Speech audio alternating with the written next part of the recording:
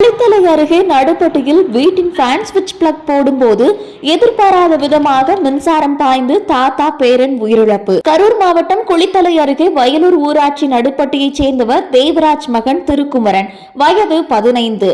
இவர் பி. உடையாம்பட்டி அரசு உயர்நிலைப் பள்ளியில் 9ஆம் வகுப்பு படித்து வருகிறார்.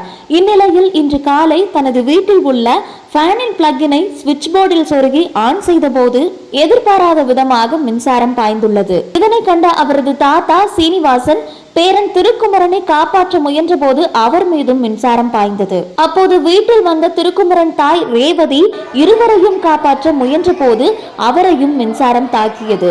இதனை கண்ட திருக்குமரன் தந்தை வெளியே வீட்டின் மின் சுவிட்சை ஆஃப் செய்ததும் 3 பேரும் தூக்கி வீசப்பட்டனர். இதில் தாய் ரேவதி உயிர் தப்பினார். ஆனால் திருக்குமரன் மற்றும் அவரது தாத்தா சீனிவாசன் ஆக இருவரும் மயக்கமுற்ற நிலையிலேயே கிடந்துள்ளனர்.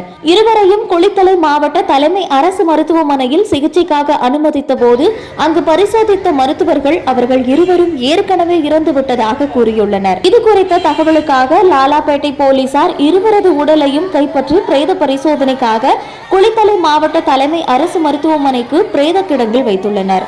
மேலும் இச்சம்பவம் குறித்து லாலாப்பேட்டை போலீசார் விசாரணை மேற்கொண்டு வருகின்றனர்.